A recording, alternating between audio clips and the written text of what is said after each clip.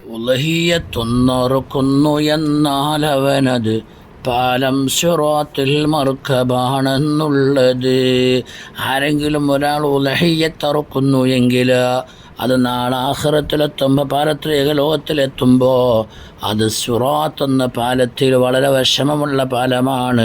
സ്വർഗത്തിലേക്ക് എത്താനുള്ള വഴിയാണ്. അത് നരകത്തിൻ്റെ കുറുകയാണ് വെച്ചിരിക്കുന്നത്. അത് വളരെ നേർമയുള്ള പാലമാണ്, നീളമുള്ളതാണ്, മൂർച്ചയേറിയതാണ്, വാളിനേക്കാൾ മൂർച്ചമുള്ള, അതുപോലെ തന്നെ തലമുടിയേക്കാൾ നേർത്തതായ, അതേ വളരെ നീണ്ടതായ, അതേ ഭയാനകമായ സിറാത്ത് പാലം. ആ സിറാത്ത് പാലത്തിലൂടെ കടന്നു വേണം സ്വർഗത്തിലെത്താൻ. ഉലഹിയത്ത് അല്ലാഹുവിൻ്റെ മാർഗത്തിൽ പേരിന് വേണ്ടിയല്ല, പ്രസിദ്ധിക്ക് വേണ്ടിയല്ല.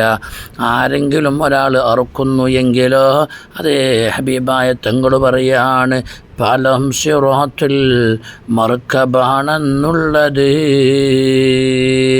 ആരും രക്ഷയ്ക്കില്ലാത്ത അർശിൻ്റെ മാഷറയിൽ അതേ 7 വിഭാഗം ആളുകൾക്ക് മാത്രം അർശിൻ്റെ തണൽ കിട്ടുന്ന, അള്ളാഹുവിൻ്റെ തണലല്ലാതെ മറ്റൊരു തണലില്ലാത്ത നേരം അതേ എല്ലാവരും അതാ സൂര്യനോടടുത്ത് വിയർപ്പിലും മുങ്ങിക്കുളിച്ചോ വളരെ വിഷമത്തോടെ നിൽക്കുന്ന അതിഭീകരമായ രംഗത്തിന് മഹാന്മാർ പറയുന്നുണ്ടോ മഹ്ശറയിലെ പീഡനത്തെക്കുറിച്ച്, മഹ്ശറയിലെ വിഷമത്തെക്കുറിച്ച് പറയുന്നുണ്ട്.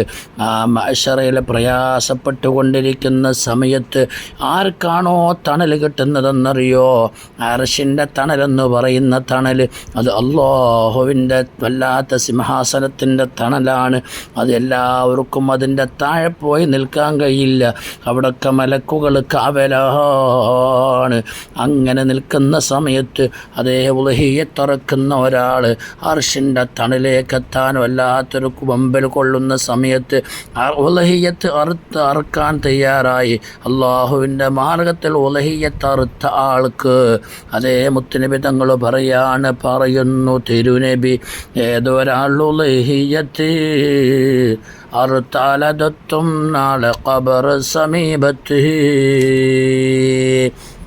ഉലഹിയത്ത് ഒരാൾ അറുത്താൽ ആ ഉലഹിയത്തിൻ്റെ മൃഗം അതാ നാളാഖിറത്തിലെത്തുമ്പോൾ ഖബറിൻ്റെ സമീപത്തേക്ക് മഹ്ശറയിലേക്ക് പോകാനുള്ള വാഹനമായിട്ട് എത്തുമെന്ന് ഹബീബായ സയ്യിദുനാ മുഹമ്മദുർ റസൂലുള്ളാഹ്. അതിനുള്ള രോമം സ്വർണ്ണമണിരു കണ്ണുകൾ, മാണിക്യമാ കൂടാതെ പൊന്നാ കൊമ്പുകൾ.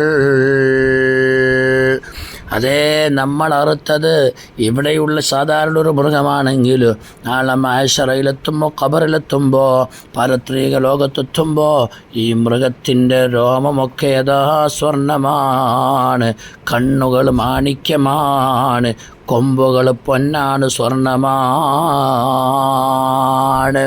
എന്നിട്ട് ഖബറിലേക്ക് വന്നിട്ട് ഖബറാളിയോട് പറയാണ്, അത് സ്വഹീബുൽ ഖബറോട് പറയും വന്ന്, ഞാനിൻ ഉലഹിയത്താ നടക്കരുതെന്ന്. ഇസ്രാഫീൽ അലൈഹിസ്സലാത്തു വസ്സലാം 2ാമത് സൂറെന്ന കാഹളത്തിലൂതി അതേ മരിച്ച മുഴുവൻ ആളുകളും വീണ്ടും ജീവിതത്തിലേക്ക് മടങ്ങി എല്ലാവരും മഹ്ശറാ വൻസഭയിൽ ഒരുമിച്ച് കൂടുമ്പോൾ എല്ലാവരും ഇങ്ങനെ നടന്നു പോകുമ്പോൾ അല്ലാഹുവിൻ്റെ മാർഗത്തിൽ ഉലഹിയത്തറുത്ത വ്യക്തിയുടെ മുമ്പിലേക്ക് ഈ മൃഗം വന്നിട്ട് പറഞ്ഞു, ഇന്ന് നടക്കണ്ട, എൻ്റെ പുറത്ത് കയറൂ, നമുക്ക് മഹ്ശറയിലേക്ക് പോവാം. അങ്ങനെ പറയുമ്പോൾ ഈ മനുഷ്യനെന്താ ചെയ്യുന്നതെന്നറിയ? ഉടൻ തന്നെ കയറും. തൽക്ഷണം കൊതിക്കുന്നതാ അർശിൻ്റെ തണലിൽ ചെന്നതും നിൽക്കുന്നതാ.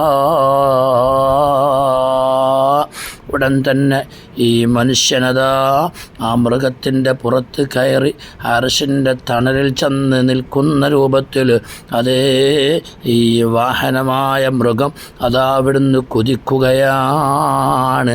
ആരും ഈ മൃഗത്തിനെ തടയുന്നില്ല, ആർക്കും തടസ്സം ചെയ്യാൻ കഴിയൂല.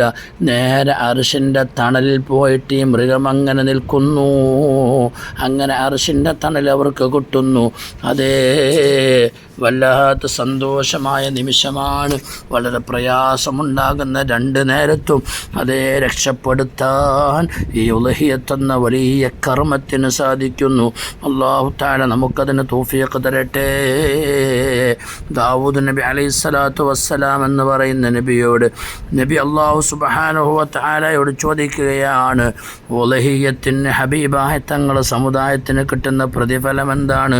എന്ത് പ്രതിഫലമാണ് നീ കൊടുക്കുക എന്ന് ചോദിച്ചപ്പോൾ അല്ലാഹു തആല പറയാണ്, ഓരോ രോമത്തിൻ്റെയും അറുക്കുന്ന മൃഗത്തിൻ്റെ ഓരോ രോമത്തിനും ഹസനത്ത് ലഭിക്കുമോ, അതുപോലെ തന്നെ അവൻ്റെ അതിനനുസരിച്ച് അവൻ്റെ പാപങ്ങൾ പൊറുക്കും. മാത്രമല്ല സ്വർഗത്തിലേക്കുള്ള വാഹനം കൂടിയാണ് എന്ന് ദാവൂദ് നബിയോട് അള്ളാഹുവിൻ്റെ മറുപടിയാണ്. അതുകൊണ്ട് പരമാവധി കഴിയുന്നവരൊക്കെ അതിൽ പങ്കുചേരണം, പരമാവധി പറ്റുന്നവരൊക്കെ അതിൽ കൂടണം.